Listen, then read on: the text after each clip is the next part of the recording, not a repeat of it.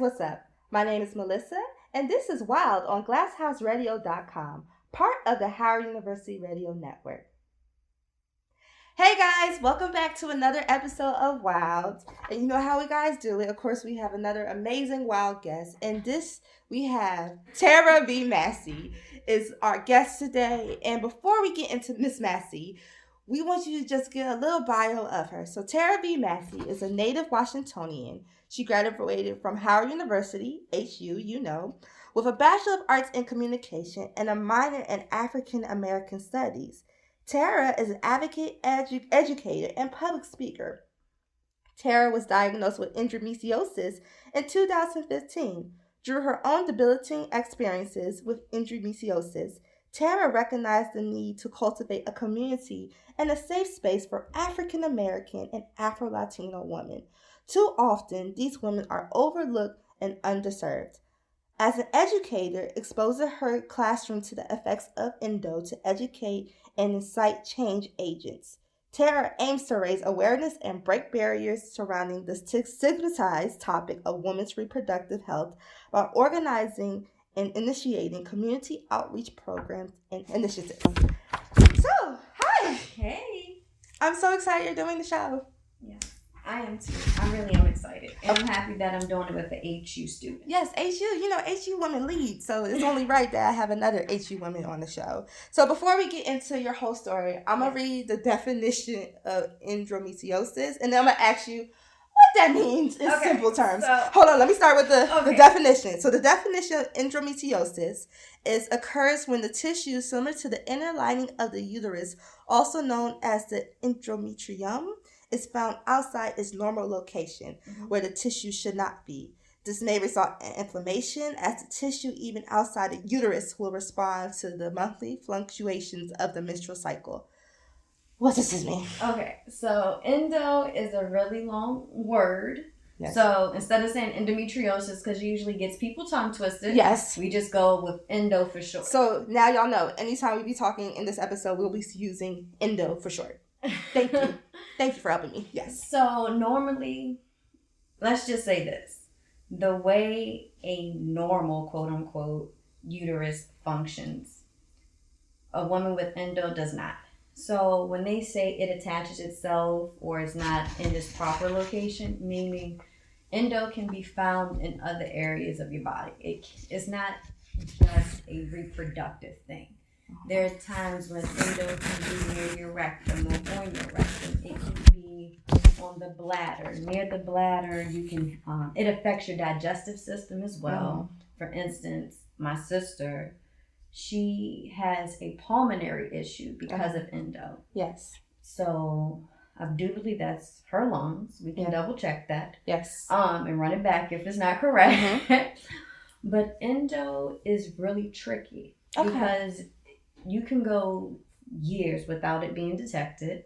You can go at least 10 years without it being detected. Wow. And I'm going to say 7 to 10. That's the new average, 7 to 10. And if it's not the new average, it's the new average to me. Yes. So 7 to 10. And let's just say you can start having symptoms as soon as you have your period. Or it may come along maybe 2-3 years later. Okay. And I'm only speaking from my experience. Right. So, I started my period when I was 13. Okay. And I will say, I thought I was having cramping in the beginning. I wasn't too sure. But then over time, because I didn't know what cramps felt like. It was my first time. So, over time, these symptoms started to develop. The cramping got worse and worse and worse to the point where I wasn't able to walk. I wasn't able to go to school.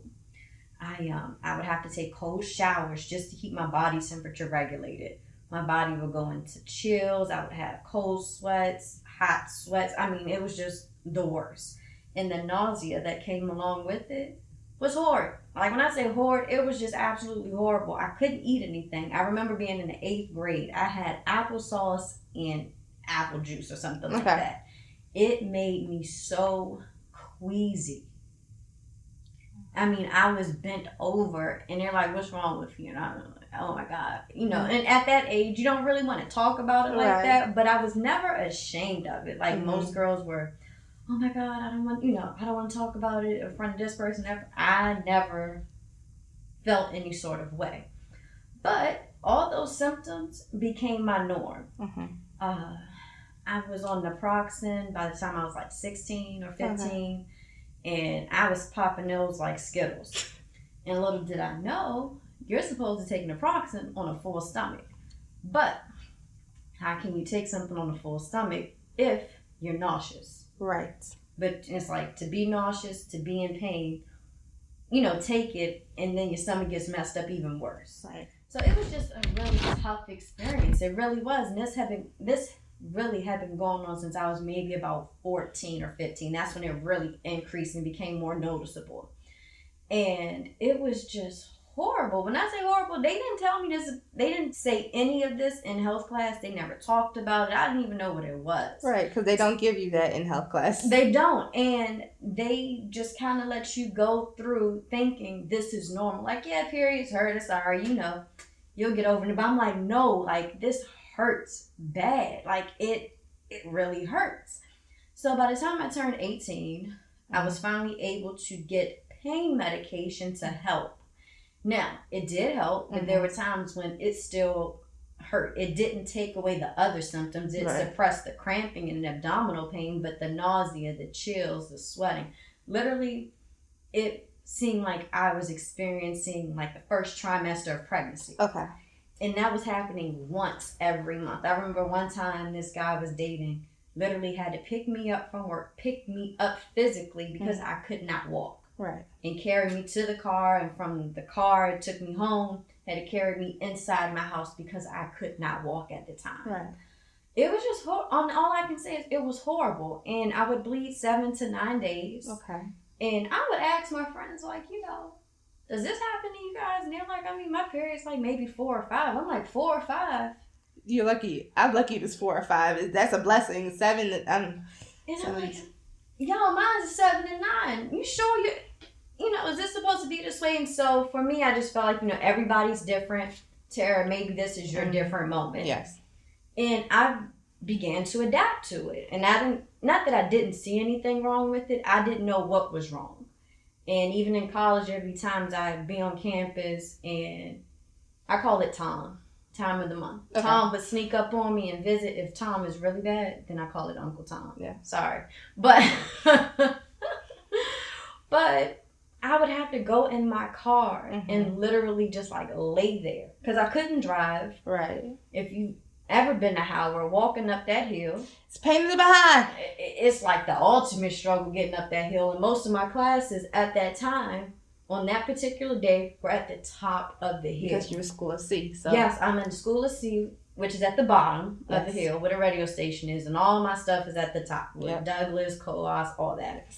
So it was just a struggle trying to navigate and really figuring out what was happening. I never figured it out until I had this life-changing moment, like this big aha. Yes. Shortly after I graduated, I'm thinking, okay, I graduated, I'm about to live life. No. And it was like the biggest abrupt halt that I've ever experienced. And as a result of this halt, I lost my job. Which is a question I have too. But keep going. Okay. I lost my job. I had to have an emergency surgery procedure. I had no clue what was really happening. Like, I was just going through the motions. I knew I had to be on go mode. Do what you need to do now. Think about it and reflect later. Even as we do this interview, I got a heating pad on. Yes. And which is okay. And that's fine. You got to accommodate. You got to work it out. Make sure you're comfortable wherever you are if you got endo. Forget what anybody else may say or think. Hell, I carry my heating pad with me in restaurants. If they got an outlet, I'm plugging it up. Do what you if gotta I do. need to. But I had this procedure back in 2015, and life hasn't been the same since October 19th. October 19th? Okay, 2015. So it's been almost 5 years. Well, it's 5 years. Yeah, 5 years. 5 years. Since So I've been diagnosed. When you went through it, how was your feelings when you was immediately due to emergency? Like, were you shocked? Were you just like, okay, like? No, I wasn't shocked. It felt, I guess you can say I was somewhat shocked then. It was surreal, but I knew I couldn't fold at this particular point in time. I was calling out of work. I had just started working at the job, to be honest with you, maybe a month and a half or so before. And I had been calling out as a result of the pain, because my ovary, no, not my ovary, my cyst got wrapped around my fallopian tubes. Wow. So that's what was causing so much pain. And then I had another cyst that was growing. Like, it just kept growing. And as a result, I just couldn't go to work. And even after the procedure was done, I felt a sense of relief. But I just knew life would not be the same for me. But I didn't know it would change this drastically. How old were you when this was going on? 24 maybe. So that's just scary. At 24, you just thinking your life is starting and you're taking on the world, and for this to, be happening is just probably shocking. So y'all are just hearing her story, but me doing my research and homework and everything, it seemed like your story helped you find your purpose. It did. Because her purpose is amazing. A little backstory, if you know, like we said in the bio, she is an HU graduate from the School of Communication. She has dabbled in, mess with PR. She is in PR. Also, she is a public school teacher for the MCPS. And so she learned how to combine both. And when she tells you how she combines both, guys, I think it's just a true testament and story of walking in your purpose. And, when God rejects you, what's the saying? God's no is basically God's redirection to something better. Yes, and the rejection is God's way of giving you your yes. Yep, yes. So I'm not gonna lie, afterwards I went into a mode of isolation. Before the surgery, I was always in go mode. Go mode meaning, if you want to go out of town, that's what we're going to do. If you want to go here, we're going to do that. We're going to get this done, we're going to get that done. Because honestly speaking, while I was a full-time student, I worked part-time and I had an internship. So I was able to manage all of that and not really feel fatigued and bogged down with just anxiety. You was a hustler. Like I will say, Howard teach you how to hustle. It does. It teach you how to grind. It's one thing you will learn at Howard, whether you graduate or not. You will learn how to grind. Yes, and finesse. There are certain things you just won't take for an answer. Yes. Granted, certain no's, you're like, okay, I'm cool with that. Certain yeses, you're like, I'm good with that. Yes. You're going to figure it out. Yes. I had all that going on. And for all of that to stop, and it seemed like all my options, any inkling of an option just disappeared. So I had to make the adjustment, but I didn't know how to make the adjustment. I went from making a pretty decent amount of money to minimum wage. Mind you, I had just graduated. Right. So I had different, debt, unfortunately. But realistically, that's just what it was. And because I was making minimum wage, there were certain things I did have to charge because the minimum wage wasn't meeting the bill. Right. And how does that work? Right. So I had to fill in a gap. And I just knew that there was more for me to do, though I was somewhat, I'm not going to say I was miserable, but I was not really feeling it. And my discomfort pushed me in a different direction. It pushed me in an upward direction. And I definitely fell on my face a couple of times. I got used to being okay with not being okay. And I got used to, or I should say I adjusted to rejection and taking L's. And I'm not gonna lie, a lot of those L's helped me in a positive way. It wasn't immediate. I didn't see it like, you not getting accepted into this or you not getting that job. Oh my God, that's such a blessing. Like, I dealt with my emotions. I thought it sucked in the beginning. Like, why is this happening? What am I not doing? But eventually I began to see the purpose, and I I went into my purpose. Mm-hmm. So I recognized that there were not a lot of people that looked like me representing Endo for the little bit of information I did find at that time. And I wanted to contribute some way, somehow. I didn't know how I was going to contribute, but I knew I wanted to be a contributor in my community and let people know, like, this is a real thing. It's not temporary. Don't minimize my experience. We're going to make this thing pop. We're going to advocate. We're going to increase awareness, and we're going to normalize this topic because for whatever reason, people feel, I don't know, they just feel like, oh my God, we got to talk about vagina. Oh my God, we got to talk about bleeding and cramping. And it's normal. It's normal, and it really surprises me how men who do not have vaginas, when you think of the FDA, when you think of the whole women, production business and everything, because it is a business, sadly, it's making most of the decisions, and they do not have a vagina at all. So how can they dictate how to operate a vagina without having a use of vagina? So yes. They don't have a uterus, they ain't got nothing, but this is the world that we live in. Yes. So after working two minimum wage jobs at the same time within a year, I ended up having the opportunity to transition into education. Okay. Within 6 months of being in education, I'm like, okay, this seems promising. I did go into education because of the flexibility with the schedule. Being a substitute teacher, I was able to say, yes, I wanted to work this day. Yes, I want to work that day. Because I was thinking about going back to school to get a master's degree. Right. I ended up working full-time instead because I did not want to accumulate any more debt. I said, if I'm going to get another degree, somebody else got to pay for it. Yes. I cannot. Yes. So I want to say by the end of my first year, I introduced the idea of the Empower Project to my school principal, who is a Black woman.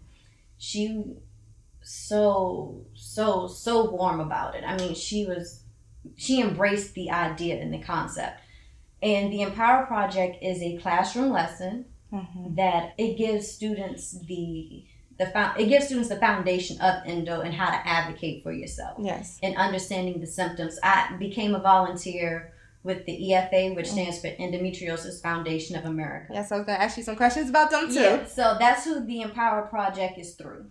And my principal, she says, I totally, support this notion.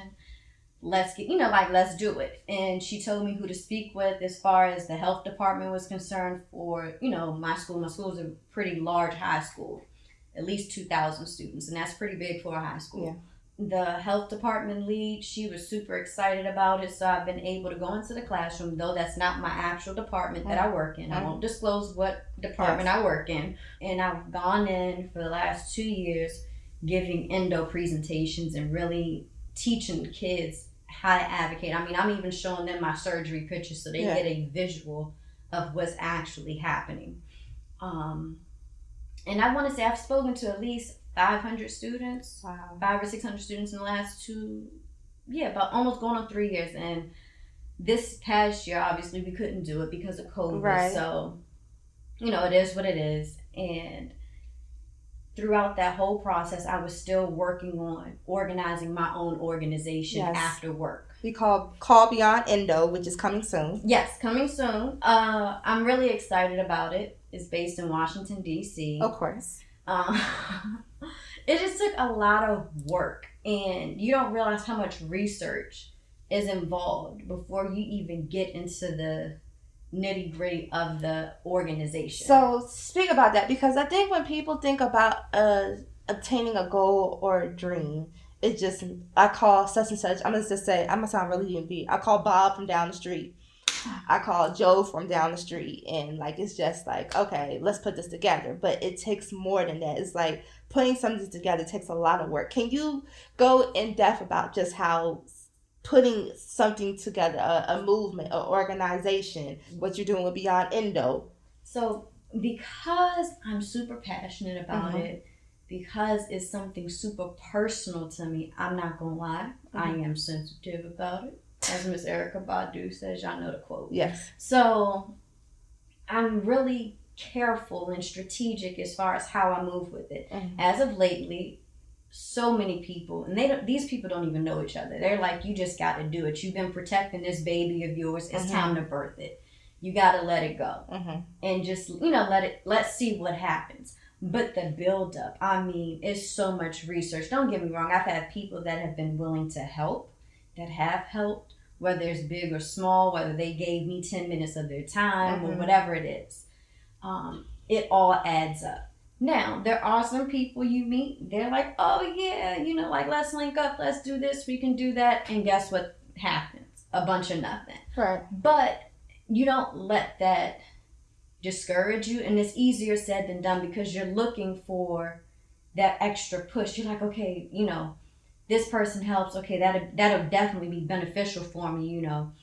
That'll put us in this type of position. However, I am learning. It's good for people to help. It's good to receive help, but at the end of the day, this is your passion project. This is your baby. You're going to be the one to really push it. If you're not pushing it and you're not really putting forth the effort into it, how can somebody really believe, your passion project? You got to come with a certain flair, right, and a certain fire, right, underneath of you. And I'm not gonna lie, I think I do speak about it very passionately. I think people may be tired of me talking about it sometimes, but it is such a huge part of my life. Is like, how can I not talk about it? I mean, the co-pays, the doctor's appointments, the hospital stays. I mean, it's just so much. I was even in the hospital during COVID because of endo. I had to have a blood transfusion, which I had an allergic reaction to, and I had to stay overnight. It was a bit much. It's a lot. It's a lot. Yeah, so with saying that, it's just, how can you not speak about it and then also normalize it? The more you speak about it, the more you normalize it. Yes. Because until you came up to me and told me what it was, I never heard this again. And I'm a female too. That's the problem. I am a female. I'm a 25-year-old female and never heard whatever this said. Like, I was just like, what's endo? I was like, what? Endo what? Like, I never. And yes, it was like, who? Like, okay, and this affects how many women and how normalized is this? Is not something they talk in health class, or even when you go into your OGYN, your OBGYN, all of them, they don't never talk about. This is not something that's, okay, you might have endo. Like, no, never talk about. Yeah, it's one of those things where it's the well-kept secret. It's, how the saying goes, if I don't check my bank account, I ain't broke. Yeah. If I don't check on it, it really don't exist. Yeah. And I will say I've noticed with our community as Black people, we tend to turn the other cheek. And when I say turn the other cheek, I'm referring to us handling things and how we cope. Yeah. Which makes a difference. Right. It shouldn't be treated like a secret. Yeah. Granted, I understand you don't want everybody in your vagina health. I get that. Yes. But there comes a point in time where we gotta start speaking. Open conversations and dialogue in the community. Yes, to bring a certain level of awareness, like, it's happening to me too. You're not by yourself, because this disease can really make you feel like you're by yourself. Right. I'm not gonna say it's a silent killer, but it's definitely a battle. It's an invisible battle. Or like an ongoing war. It's so many pieces to it, and no endo experience is the same. Right. Everybody has a different experience. That's another question. So your experience with endo is very, I would say, very complex and it's not as simple as, oh, I have endo. It reminds me of lupus. I know a lot of people with lupus, and one person like, oh, I have lupus, and it's just like, oh, I have like a cold, or I just have asthma, or I just have like allergies. And then I know other people who have lupus, and it's just like, I have lupus. Like I have to stay away from people sometimes. So it's the same thing with endo. Yeah, endo, some women, they can move about and you don't even recognize or see any symptoms. And I'm not saying, you walk around looking for endo symptoms. Right. But I'm saying, as far as the behavior, what they're able to do and how they speak about it, they're like, no, that doesn't bother me. I'm able to do this and I'm able to do that. But yet you have some women, they may have a poop bag attached to them. Right. Or a catheter that they have to, they have to keep on them because of whatever reason, whatever complications they may have. No case is the same. There are 4 different stages to endo. Endo is so many parts, and I keep saying that no case is the same because of my experiences and the other women I talk to, and my friend's experience, for instance, I'm sure she won't mind me sharing. I won't say her name. Of course. She's been in the hospital at least 15 times. Wow. 15 to 30 times this year alone. Wow.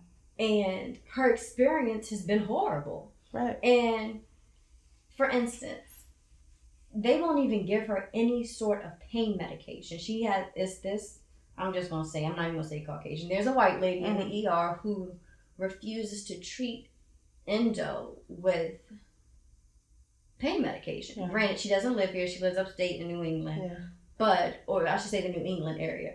But the fact that this woman refuses to do it, and when the ER doctors are about to give my friend some relief with some sort of pain medication, she automatically stops it as if, no. It's like punishment or something. Right, like, you're not in a lot of pain. You're faking it. You're drug seeking. The way people treat you. So that brings up a whole conversation about Black women and medicalness. Yes. Oh, so let's get in there, because as a Black woman who has I won't even call it, say, endo a disease, because endo seems like it gave you a new life and a new purpose and a new it called your calling. So who has a different perspective on a different form of life in the world as a Black woman. I feel like that the conversation that Black women are not protected in the medical world is, if I don't know if our listeners know that a lot of people, Black women, die every year because of just being ignored from the hospital, saying, oh, you're faking it, oh, you're not making it real. It's not real, like, especially during childbirth. Like, if y'all really look up Black women in medical and health, it's very complicated. So let's get into that conversation. It's unnerving, the type of treatment we receive at times. And I'm not saying all Black women are treated poorly. No. Because it's not, that's not the case. But a large number of us don't get the same treatment. Or I'm going to just say even empathy that our counterparts would receive. Even on the day-to-day, if you're working, you kind of feel like you can't say, oh, I don't feel good. Oh, she's saying she don't feel good again. Does she really mean it? There were moments that I felt that way at work where I'm like, no, I'm just not feeling it today. Or shoot, I called out 2 weeks ago. I can't call out again. But at the end of the day, it's real. It's really happening. I'm having flare-ups. I'm not comfortable being at work. My productivity level will be extremely low. You're not going to get much out of me. But even when you go into the doctor's office sometimes, they will treat you like you're drug seeking, like you're exaggerating. It's like, oh, it's just, it's just this. It's not that deep. And I also have fibroids as well. I have fibroids and I have an autoimmune disease called Graves. Okay. Which is a hyperactive thyroid, which means I produce too many hormones. Okay. And with endo's a hormonal imbalance. So I just call it the Clash of the Titans. Your names for all these are so, like... It's called the Clash of the Titans. I mean, 1 in 10 women are affected with endo.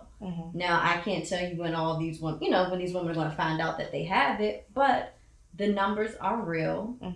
It's a real disease for women. It, everybody doesn't handle it the way that I do and the way that other women that I know handle it. And you got to find your own way at your own time, or on your own time, I should say. It's going to be a lot of trial and error. And you have to learn how to speak up for yourself. It's much easier said than done because it can be really intimidating. Because this person you're speaking to has, I'm not going to say a lot to say so, but they can make life really difficult for you. And you're already having a difficult time without the extra people and things of that nature. And for instance, I went into a doctor's office. They treated me as if I were drug seeking. I can only imagine. And I mean, the way that they were giving me the medication, it was like, no, you only get this amount. You only get that amount. And I'm like, bruh, do you know how painful this is right now? Do you know how exhausting dealing with pain is? And not just physically, emotionally, and mentally. Not feeling heard or seen. Yes, and it begins to take a toll on you. You go into this isolation mode. You develop, some people, and I will say that I feel like I've developed I'm not going to say a mental issue as if I'm cuckoo. I'm not. Yeah. I got my own ways about me, but, the anxiety and the symptoms of depression at times, the low moods. And I'm not, how can I say this? I'm not minimizing mental health. No. I'm not trying to play in the arena of, I got mental health issues too. I don't want to seem like I'm minimizing someone else's pain. Yes. Pain. But I can tell that I've developed certain symptoms and certain diagnosis as a result of. Right. I had my first panic or anxiety attack this summer. Okay. And when I say I didn't even know it was happening until my friend was like, stop crying. You got to stop crying. Don't let these people see you cry. Right. You got to calm down, breathe. Right. I didn't even realize I had tears coming out my eyes. Right. And, just getting worked up. That worked up it's a feeling like no other. That's the best way to put it. It's a feeling like no other. I don't wish it on anybody. Right. So when I hear people, kind of make jokes like, oh my God, I have so much anxiety. Oh my God, I feel like I'm bipolar. I'm like, that is nothing to be played with. It's not, I get why you're saying it to an extent, but it's nothing to play with. I wouldn't want anxiety if I didn't have, it's not something that's like, oh yeah, anxiety. That's the cool thing to say. Right. No, I don't want this mess. So it's a hard conversation, a fine line of normalizing it, but not making it seem like, making light of it. Making light of it. No. So in your whole story, you talked about being an advocate for yourself. Yes. And it feels like that through Endo, you have learned how to really be an advocate for yourself. Yeah. That is what our listeners out loud want to understand, because, being an advocate for yourself is not something that's always applauded. Mm-hmm. It's like, oh yeah, you're an advocate for yourself, but it's not in the process of doing it. It's like, well, why is this person talking? Mm-hmm. Shut up. And I feel like that goes to what a wild person is, because a wild person, it would be easy not to speak up and just get in line. And that is what I look as a person who's tamed and who is just, okay, I have to go with society norms. And as we know with our guests and our wild people, that they go and create what they need to create and get what they need to get out of life for them. So can you talk about how did you take the steps to become an advocate? Because a lot of people want to be an advocate, but don't know how to speak up for themselves. Okay, so as a Black woman, because you guys know my focus are African-American women. Yes. Afro-Latino women. Yes. Now, we all know the stereotypes of African-American women, yes. and, women of color. Our, Latino women, we already know sometimes we can be a little feisty. When I say we, I'm including my friends. That's why I say we. You don't want to be labeled as the angry Black woman or here she goes. But you got to get past that. And you're like, look, if me being aggressive right now because I'm deciding to speak up for myself offends you, tough. That's a personal problem for you. It's not a personal problem for me. Granted, I need you to cooperate, but you're not the end-all, be-all. If you tell me no, guess what? I'm going to keep seeking other options until I get the treatment that is necessary. Remember, you're paying them. They don't pay you. So if you don't want to go there anymore, don't go. Don't give them that copay. You work too hard for your money just to be giving away copays to somebody that's minimizing your experience and that's making you feel less than or as if you're crazy and it's all in your head. And no, I don't want to be a stereotypical Black woman like, oh, she's angry. But am I angry or am I just frustrated and overwhelmed at this particular point?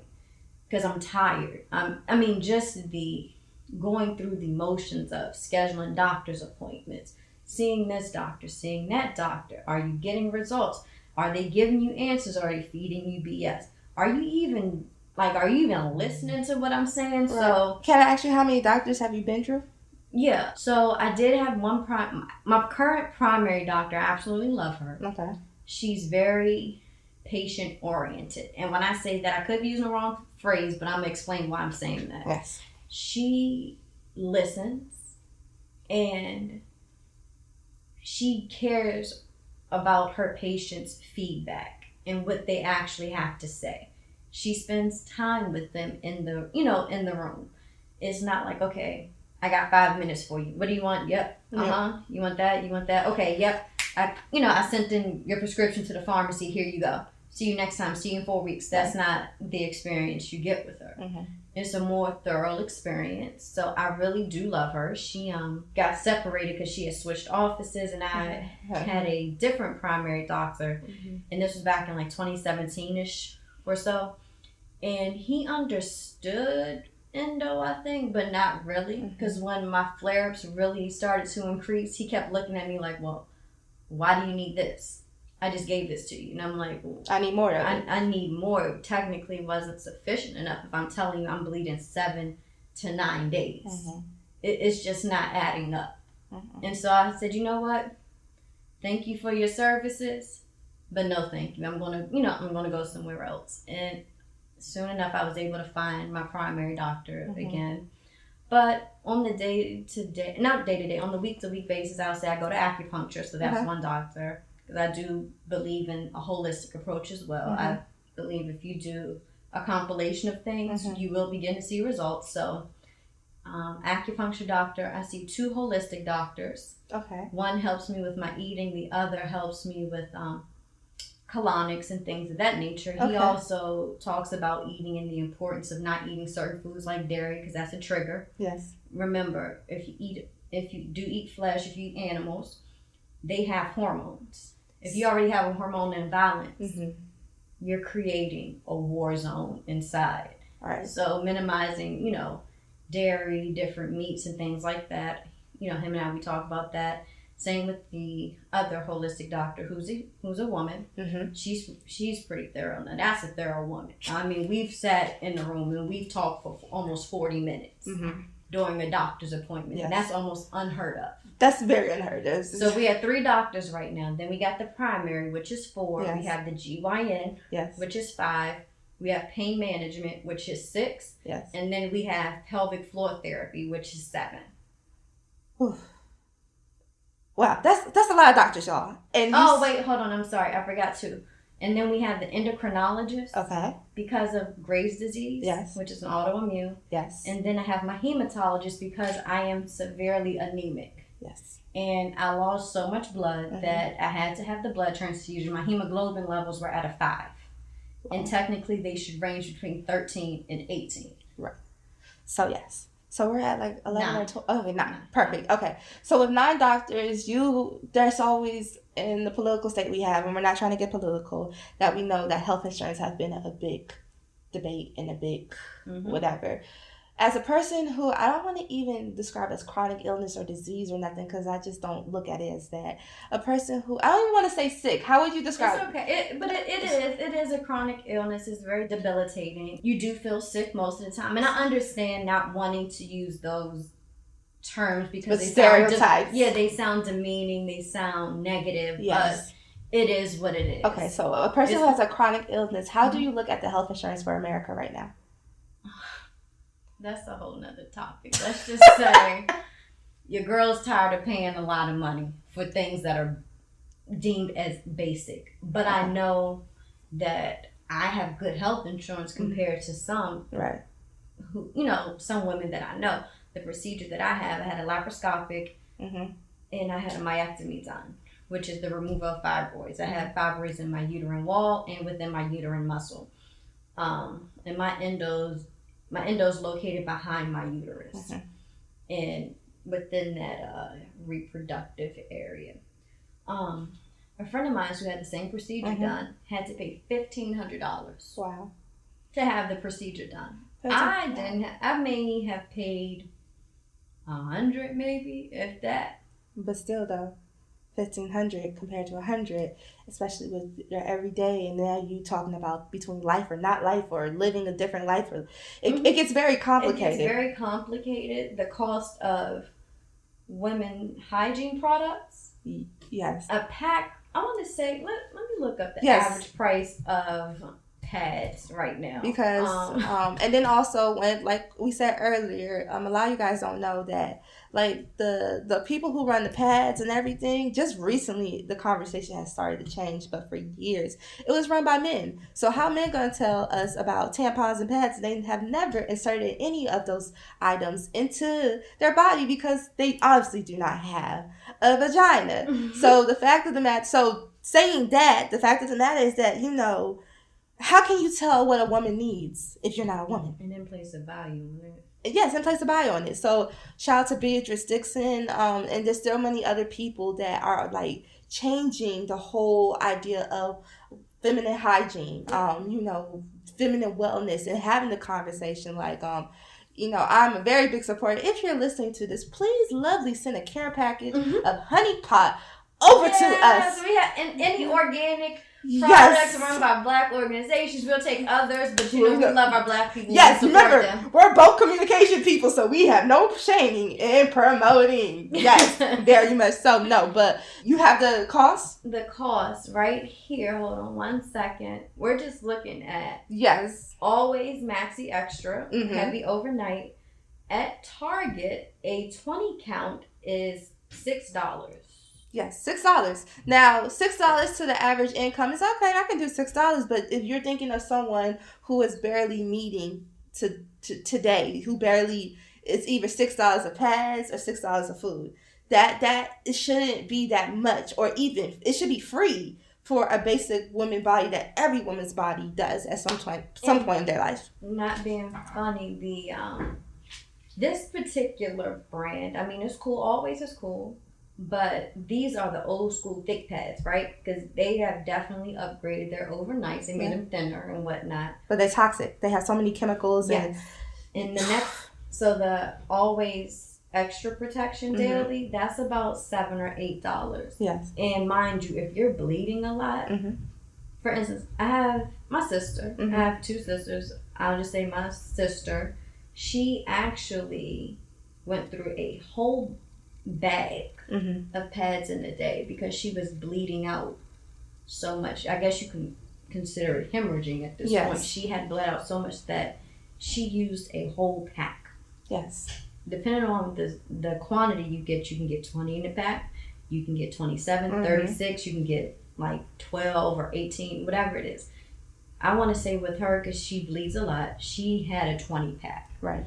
And she was just going through them within 24 hours. So then do the math again, y'all. So depending on your cycle, not everybody's 5 days. Not everybody's 7 days. Like, it depends. So you're going through a pack a day and time, and maybe you bleed all 14 days. But hold on. Earlier this year, for about 4 months, I bled for 14 days. Wow. And then this past September, going into October, I bled for 30. A whole entire month. Literally. And it was the spotting, the light bleeding, and then I would have a full day.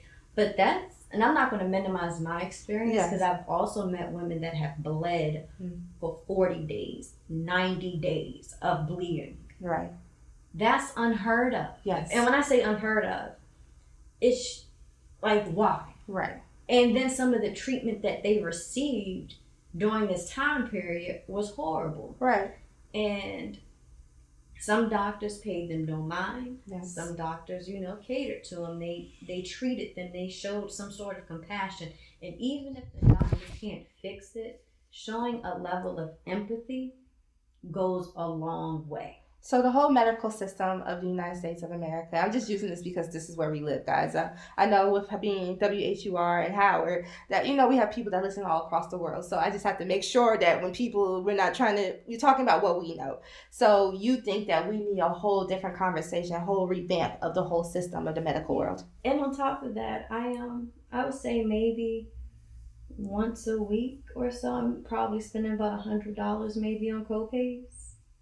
And that doesn't include prescription. Nope. So sometimes it feels like you need a second job just to maintain your female health. Yes. As far as being able to buy the pads, being able to pay for the co-pays, and say, for instance, you do need time off. Are you going to be penalized for taking time off? Who's to say how long your flare-up will last? Are you going to be penalized for that as well? So there's just so many different things to take into consideration.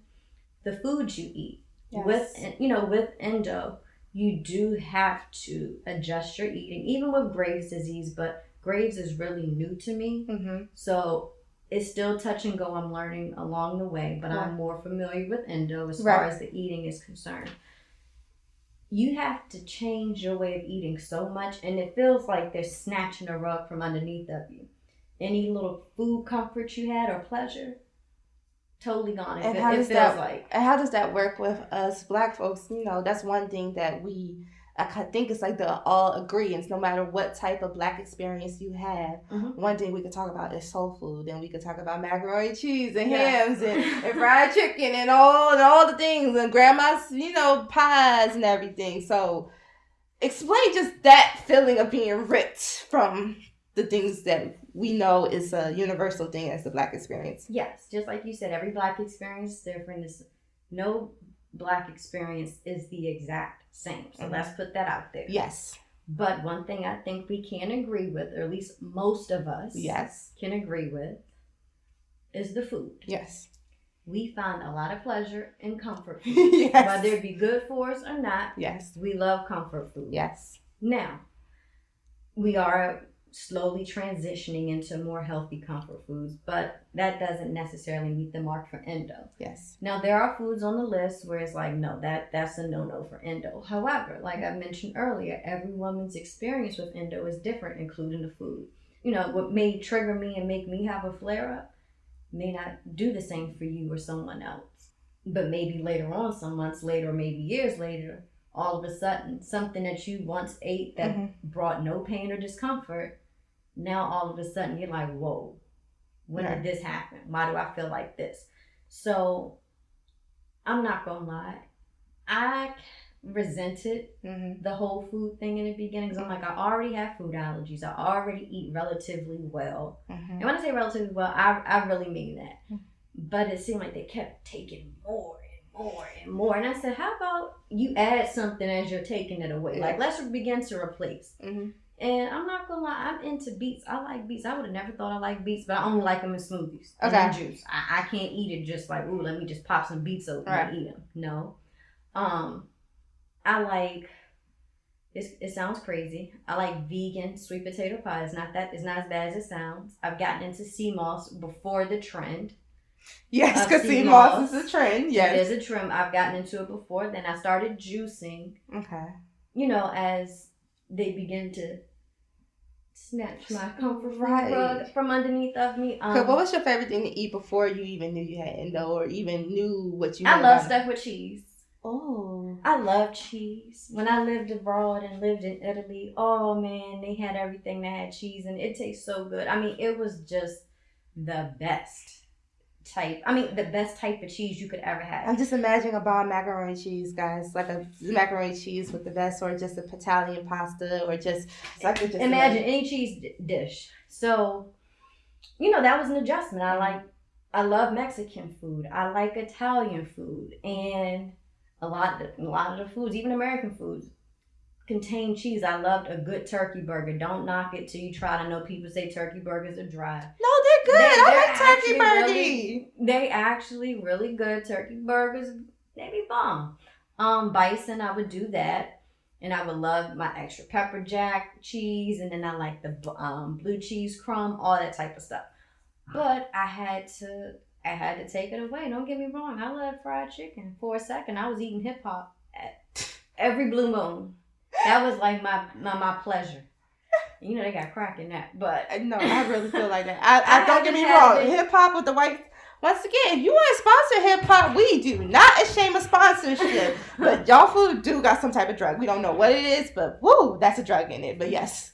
But gradually I began to make the changes, and I'm not gonna lie, certain foods that I once consumed, I don't even miss it. And it's not even worth the flare up. For instance, last night I had something that would trigger a flare up, and I went not on overkill, but I definitely made sure when I consumed it, I made the best of it. And I had the worst flare up ever. I was like, what? It wasn't even worth it. Right. And I'm not even craving it today. So, you gotta find your niche. I'm gonna just say that. The eating process is very difficult. Okay. As far as making the adjustments, because you're unlearning everything that was familiar to you. Right. And this new way of eating is costly. Yes. And you're like, wait, I'm not trying to spend that much money if I don't even know if I like it yet. Right.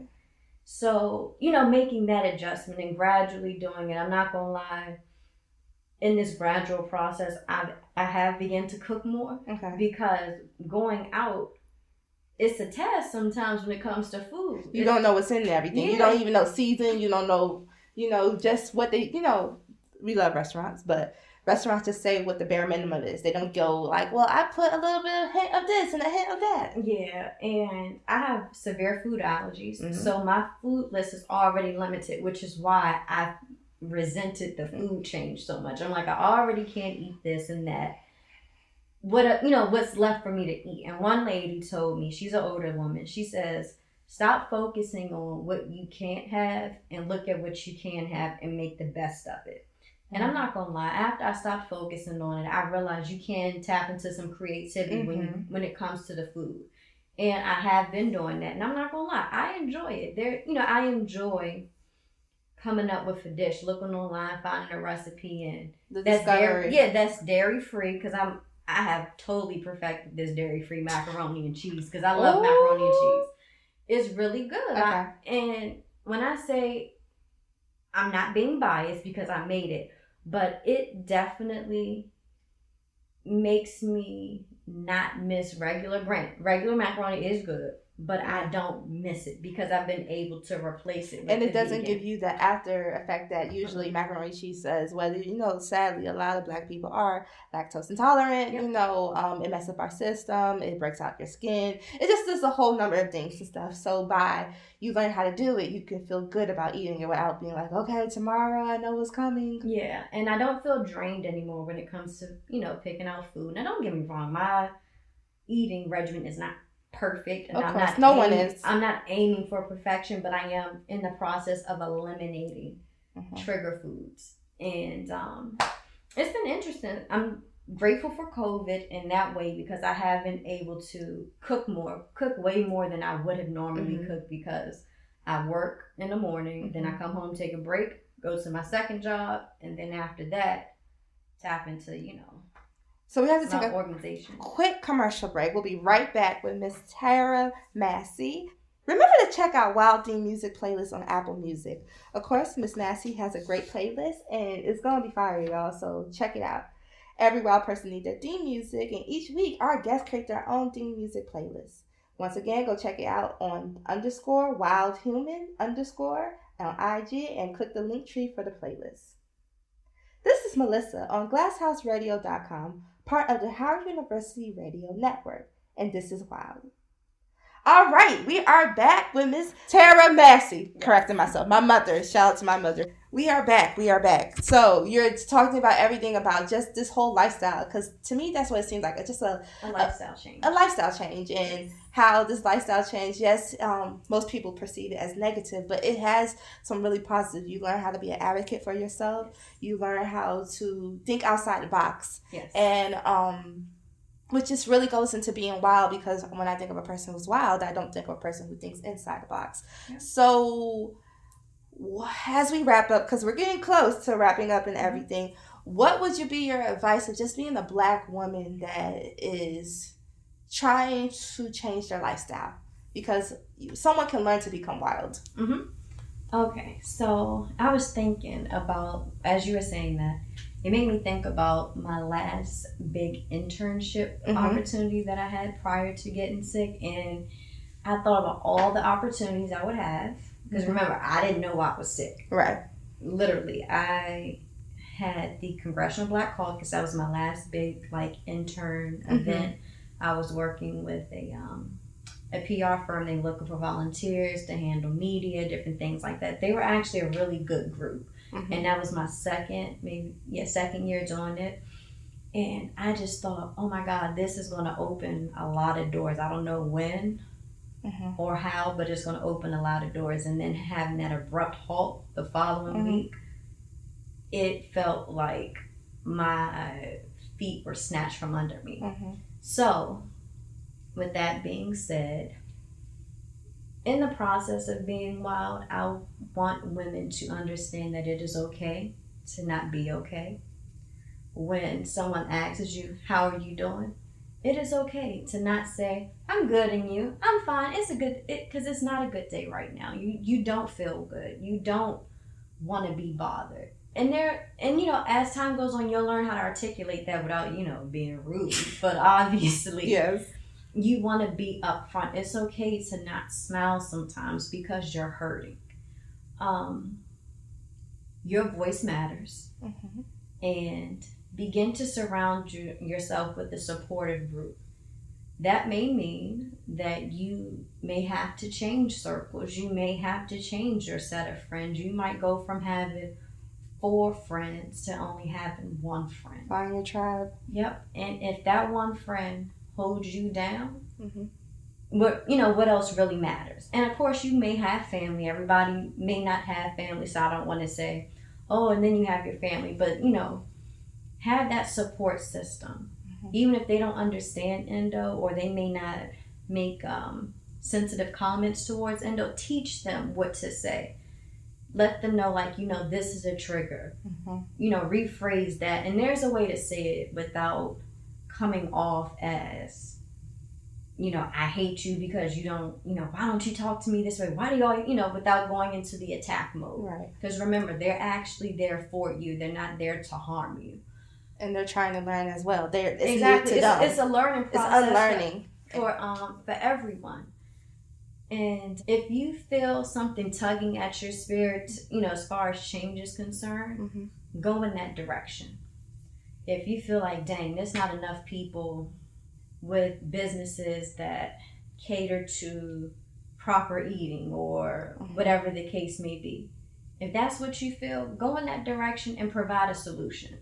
Now, I'm not saying you about to, become a multimillionaire or anything like that, but you can definitely change the climate, the culture of your community. You never know the type of effect that you'll have on someone by simply providing a solution because something is disrupting your spirit. Right.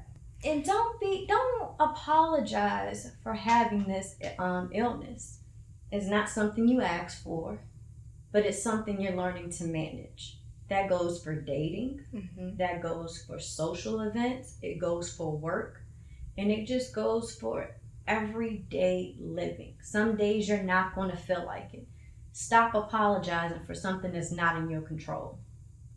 And too often, I feel like we apologize for something that we didn't ask for. Mm-hmm. Instead, we can learn how to change the tone. And I'm learning how to change my tone. Rather than apologizing, I'm learning how to reword things.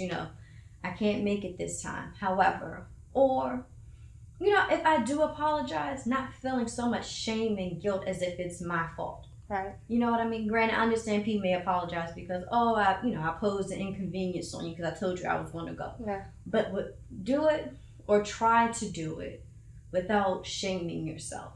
Right. If you don't want to be bothered today, it's fine. I'm not going to lie. Seeing a therapist does help through this process because I'm seeing one myself. Yes, I didn't know where you'd be open to talk about mental therapy. Oh. Okay, we're gonna have her back because she has so much to talk about and stuff. So trust me, mental health is it's a big thing with endo, and I'm just gonna say, be relentless in your fight. Link up with other women. I know it may sound crazy, but I've met a few people at different endo events mm-hmm. on IG where you're like, oh, you have these symptoms too, you have those symptoms, you may want to talk to somebody that understands what you're going through, even if both of y'all in pain. Yeah. At least you guys understand where the other is coming from. It's a sense of relief mm-hmm. to know that you can talk to someone, they hear you, they understand your feelings, mm-hmm. and they also validate. And I'm not saying validate in a negative sense, but they let you know, what, I feel that too. You're not by yourself. Mm-hmm. And yes, it may sound a little weird to get somebody's phone number off at IG and y'all just met, but in the case of endo, anything is possible, okay? Anything is possible. So keep an open mind, but I also prompt women to be relentless in this fight. Don't let doctors bully you. Ask for documentation. If they're going to reject giving you medication, document it. Keep your receipts. Ask for receipts. Make note, keep a journal, track what's going on, track when you're having flare-ups, track what you ate. Yes, it is a lot to do, but I ask that you do it piece by piece. To try to do everything at one time, you may burn out and crash. And I'm not saying that in a negative sense to be discouraging. I'm just saying it to be real, to be real, because it happens. So hopefully y'all got something out of all of that. I know I was rambling a little bit, but no, I think we cover a lot. We cover about medical, we cover about healthcare, we cover just a lifestyle change and just a wake up call. I think we cover a lot. So before we end, of course, we have to do the Wild Award. So of course, our listeners know what the Wild Award, but since you're a new guest on our show, she will be back, y'all. Best in belief, she will be back. I need her to talk about more. We need this type of energy. So, the Wild Award is someone who have paved the way. You can even know them. There could be one person. There could be multiple person. You don't have to know them. It can just be people that you admire from a distance. They're your mentor in your head. So, and we give them the award because we know that no one got here by themselves. Everybody has literally, no one gets here by themselves. Someone helped you get here, whether you know it or not. So, who is your Wild Award? Or better yet, let me rephrase it. Are there multiple Wild Awards? Okay. I have a few people that have contributed to each phase and each season of my life. So, I know when I got to Howard, there was this one woman. She worked in the School of C. She may still be there, Carol Dudley. Hi, Miss Dudley. I love Miss Dudley. Miss Dudley's awesome. Her energy and her ability to say how she felt. Yes. To be expressive. Yes. To do it boldly. Yes. And she did not care. Still don't. And she's so loving about it. She does it in a loving way. It's never like, even if you turn Miss Dudley off, it's like a read that is like the most. It's the most loving, most real read you'll ever get. And then, she may even welcome you back to her office. Yes. But I will say, I've had nothing less than a positive experience with Miss Dudley. There were two sisters that came in. They used to do Howardwood. And their names were Adia and Asha May. And to see those, and I'm going to call them young because I don't even think they were 40 at the time. To see them come back to Howard, to give back to Howard, and to involve students in this intern process as far as, being involved with the guest speakers. We've had Amari Hardwick. We've had Farnsworth Bentley. We've had, what's her name from Steve Harvey? Wendy Raquel. Howard alumni? Yes. We've had so many different people that have come through. And I mean, those are the only names at the top of my head, but there were way more. Yeah. They had different producers. Everybody was African-American. Most people did graduate from an HBCU. If not, they had some sort of affiliation. Later on, there was VP at CBS, Tiffany Anawi Smith. And when I say that lady's bomb.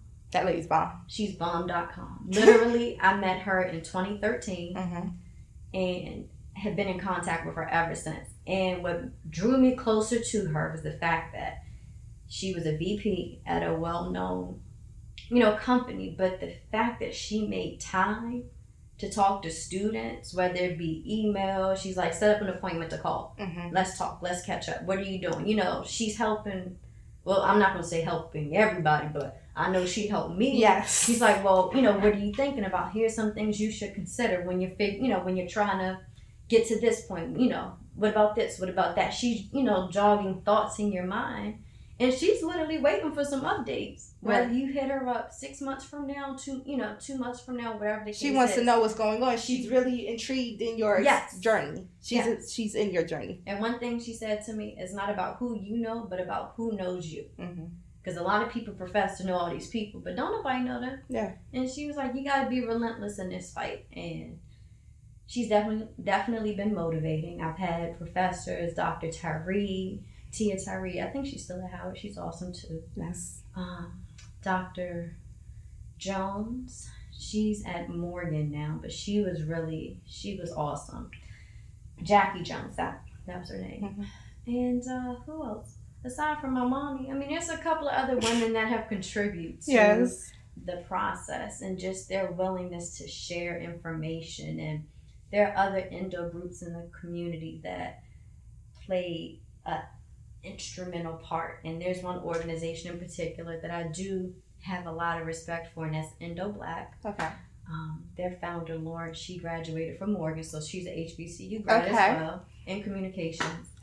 The fact that she's so passionate about linking women up who have endo and that want to advocate, that want to, raise awareness, that want to surpass the status quo. That, to see that and to see someone that doesn't mind sharing information is amazing to me. Wow.